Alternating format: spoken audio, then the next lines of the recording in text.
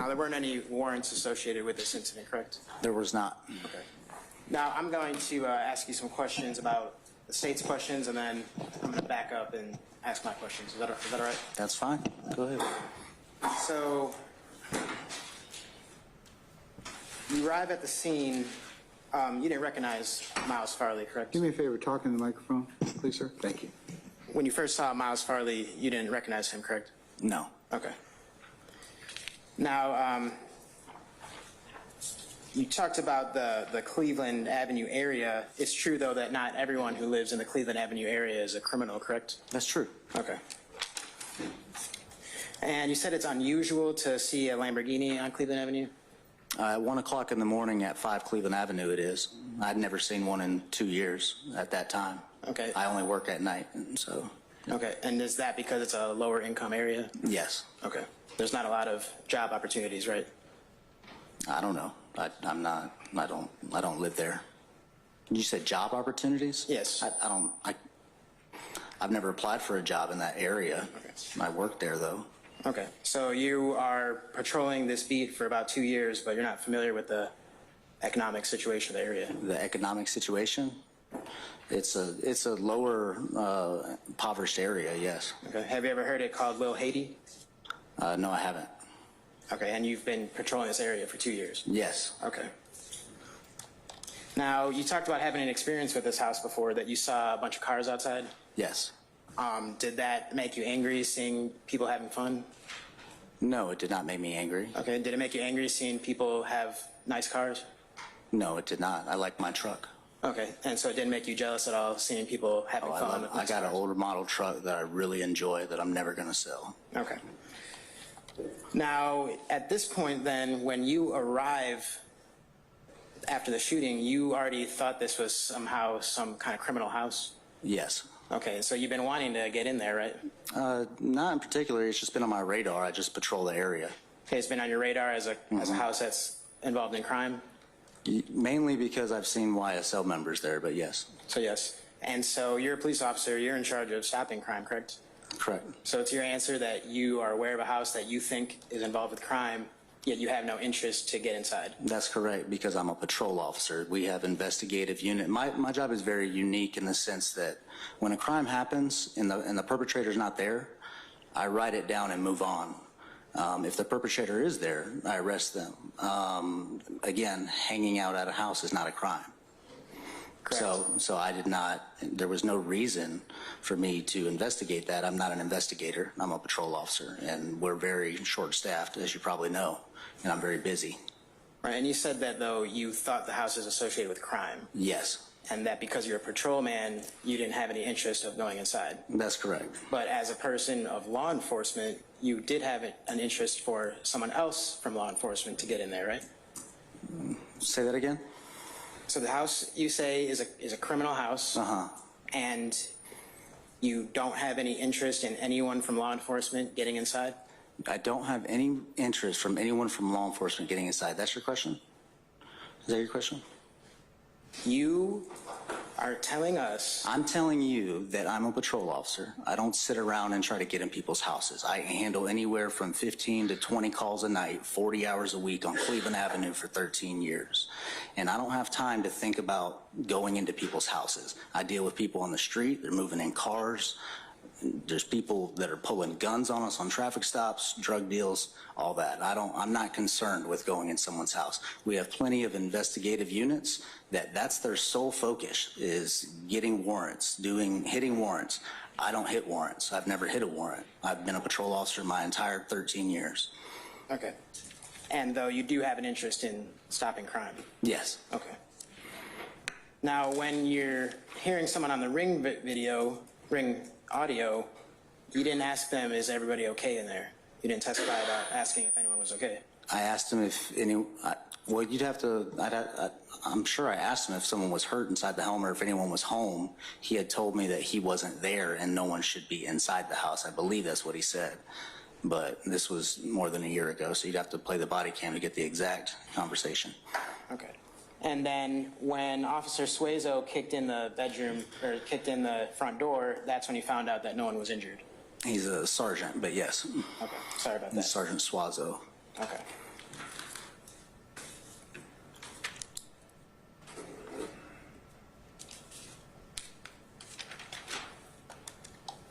Now, you mentioned that the people inside of the house were victims. Yes. Is that typical for law enforcement when they're dealing with victims to just immediately detain them?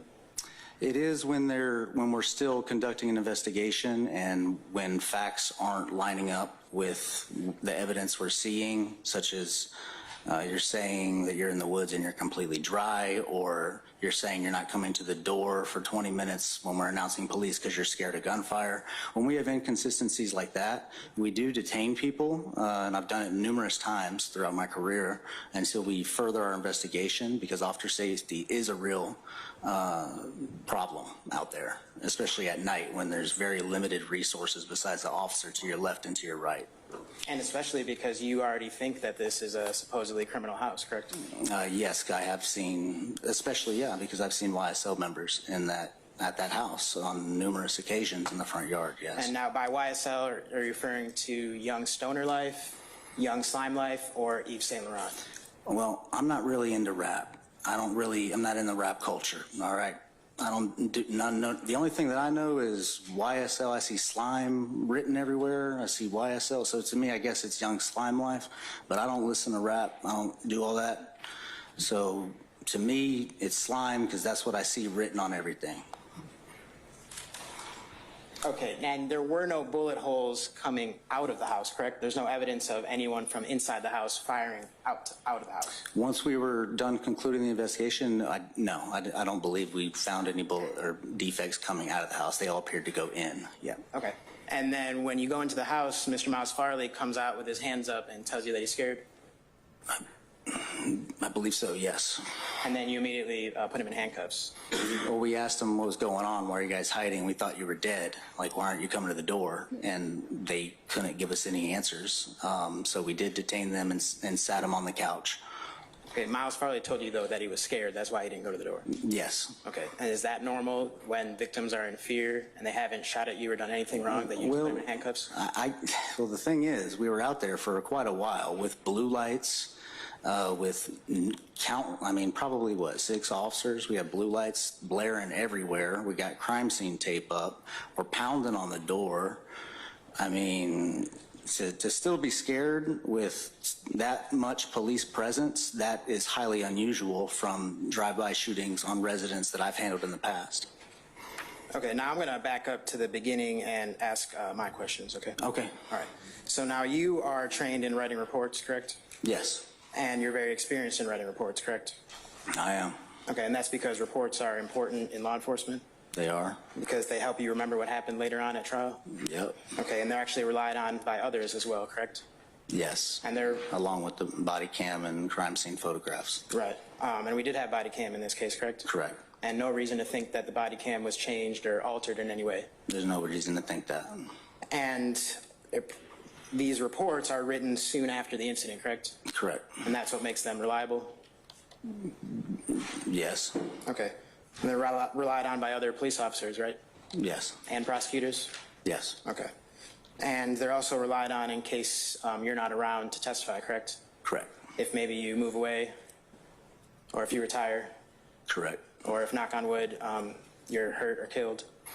Yeah. Okay. And you followed your experience and your training when you wrote the reports in this case, correct? Correct. Okay. Now I'm going to move on to you arriving on the scene. So how many officers in total arrived on the scene that night? 4 to 6, 5 to 6. I don't know. In total, you're talking about investigators, the night commander, Right. everybody? Yeah, just all law enforcement, gang experts, patrolmen. More than 10, probably. Okay. And about how long after those officers arrived was the door broken down? It was a while. I want to say 40 minutes, maybe 30 minutes. I'd have to estimate. I don't know the exact time, but it wasn't immediate. It was a while. Right, okay. Now, you already believed at this time that Christian McMiller was killed as part of some kind of gang activity? I believe that. Is that what you're saying? At the time, is that what you thought? I didn't have any formal information because I don't talk to investigators. Again, I work at night and I don't ever see them. I'm very I have very limited exposure to investigators, but I did believe that that was the case, yes. Okay. And you also believe that this house is somehow related to Mr. Jeffrey Williams? Yes, mainly because I saw his Lamborghini pull behind the house that night. And you're actually on the body cameras talking about Mr. Jeffrey Williams even before the door is broken, correct? Probably, yes. Okay. And just to check, there was no Ford Fusion on the scene? I don't know. Okay. Maybe like a white Ford Fusion? I didn't look at any of the vehicles. I was focused on the gunfire or the defects in the house. Okay. There may have been. I don't know. Okay. But if there was, that would be on the body cam? Yes. Which haven't been changed or altered in any way? It'd be on somebody's body cam. There's a lot of officers out there. I didn't walk around in the yard or anything, but if it was out there, it'd probably be on somebody's. Okay. A lot of officers, so a lot of body cams? Yes. Okay. And no one from inside the house called 911, correct? Correct. The 911 caller was actually an anonymous caller? I don't recall, but if you're saying that's what it was, then that's probably true. Would it refresh your memory if I showed you your report? My report? Yeah. I got it right here. Yeah. Where is it at? Don't read from it, but if you could take a minute to refresh your memory and then let the court know when your memory is refreshed. Yes, I see it. The second sentence, it was anonymous caller with no callback number. No callback number? Correct. Okay. So we don't know who called 911? Correct. Okay. So it could have been someone from in the house? I mean, it could have been. I don't know. I had no idea. Okay, right. And you didn't hear any screams coming from within the house? No. There's no blood outside of the house? No. There's no blood trail leading from outside of the house inside? No. There's no blood trail I'm sorry, leading. go ahead. Yeah, there's no blood trail from inside of the house outside of the house? No. Okay. And someone talks to you from the Ring doorbell, correct? Correct. And they don't ask for any kind of help or anything, right? I asked them if they were in the house. They told me they were not at the house. So I asked him, is there anyone in the house? And he said, I don't know. So he wasn't much help. And then I asked him for his information because I would need it for the report, and he abruptly hung up on me. He didn't ask you for help? No, he didn't. Okay. But he wasn't there either. He wasn't the one getting his house shut up inside the house. So you know what I'm saying? He didn't tell you that anyone was injured? No, he didn't. He wasn't there. Okay. And then some officers look through the broken blind and they see the legs of someone laying down. Yes. They don't see any blood inside the house. We saw from the bottom of basically from the bottom of the knee to the foot. So, and that very limited view, so the blinds are closed. One of the blinds is cracked, so we have a very limited view inside this bedroom, but we do see skin from the knee to the foot, and it's not moving. I don't know whose it is, but it ain't moving. There was not blood, but it was not moving, and considering we'd been there for 20 minutes at that time, that's very odd. So I'm thinking he took a round to the chest, whoever this is laying in the bedroom, because a normal person ain't just gonna lay there like that for 20, 30 minutes. So that's my mindset. So you didn't see any blood in the house? And no, I didn't see any blood, no. Didn't see any injuries in the house? You talking about once we got in? You didn't see any injuries within the house? Like after we kicked in the door or through the limited, like through that little blind we were looking through? You didn't observe anyone with injuries inside the house at any point during this incident, correct? That is correct. Nobody was injured. Okay. Now I'm going to move on to you encountering Mr. Miles Farley for the first time. Okay. All right. So when you enter the house, Mr. Farley is the first one to come out and meet you, correct? I believe so. And he's coming out with his hands up? Yes. He doesn't resist? No. He's not violent towards you? No. He doesn't tell you that, he tells you that he's scared? Yes. Okay.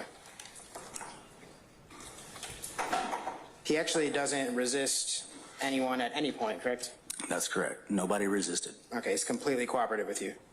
I wouldn't say completely cooperative. He gave me very limited information and didn't come to the door for 30 minutes. So that's kind of uncooperative in my opinion. Mr. Farley never tells you anything that isn't true over the course of this incident, correct? Well, considering he only told me he heard shots and hid, then I guess that would be an accurate statement. Okay, thank you. Now, he gives you his full name, Miles Farley? Yes. Okay. There's no hesitation in him giving you his full government name, right? He just says it immediately, Yep, right? he told me. Yes. First and last? That's correct. Okay. And his date of birth. And his date of birth? Correct. Okay, which you can then use to look up criminal histories? I didn't look up his criminal history. Okay. And you don't, that's his. We need that basic information for a report, all right? So every time a house gets shot up, which is pretty frequent, okay? I need the victim's name and date of birth so I can truly list them as a victim in the report, which is why we gather that information. We don't gather their information to run a bunch of stuff. We need them for the report. Right. Mr. Farley appreciates you for that. You're welcome. It turns out that is his real name, right? Miles It is, Farley? yeah. Okay. Yep. And after he gives you his real name and tells you that he's scared, you put him in handcuffs. Correct. Okay. And then you put him on the couch. Yes, and so can I elaborate on that? You put him on the couch in handcuffs, correct? Can I elaborate on that? Go ahead. Put him on the Go couch. ahead. Hold on. Go ahead. I can? Since it's me, Mr. Manette. Okay, I understand, Judge. Go ahead. Go ahead. So Okay. what else were you going to elaborate? So I just want to elaborate. So yes, we did handcuff him, but we did that because we weren't getting straightforward answers. We're furthering our investigation. They're hiding for 30 minutes, and also for officer safety. And I'm glad we did handcuff him because he had a loaded handgun in his pants that we had no idea about, which can be very dangerous for us. He had it in his pocket. So that's why, especially when we don't know what's going on, the initial stages of a very active scene that you could be killed in a second. I don't know if anyone's ever pulled a gun on you, but it happens very, very fast. So yes, we handcuff people when we don't know what's going on, when we're still diving into our investigation, and we just unhandcuff them once we determine what has happened for officer safety especially. And in that case, I'm glad we did.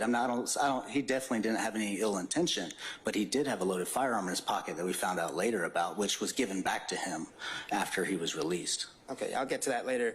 So he is handcuffed because you're a bit skeptical about his role in the situation. Yes. Okay, but eventually he's allowed to leave. Yes. Okay, but at that time, because you're skeptical and you have him in handcuffs on the couch, he's not free to leave, correct? I would say that he was detained. If he would have said, I want to leave, we'd treat him like a victim, but he was handcuffed and sat on the couch. And now that's not true. When he asks, after you talk to him, and he asks, can someone come pick me up, you say no. I said no. I don't recall saying no. I guess you can play the video for me to refresh my memory, if that's what I said. Yeah, would it refresh your memory if I played you some of the video? Yes, it would. 1 second.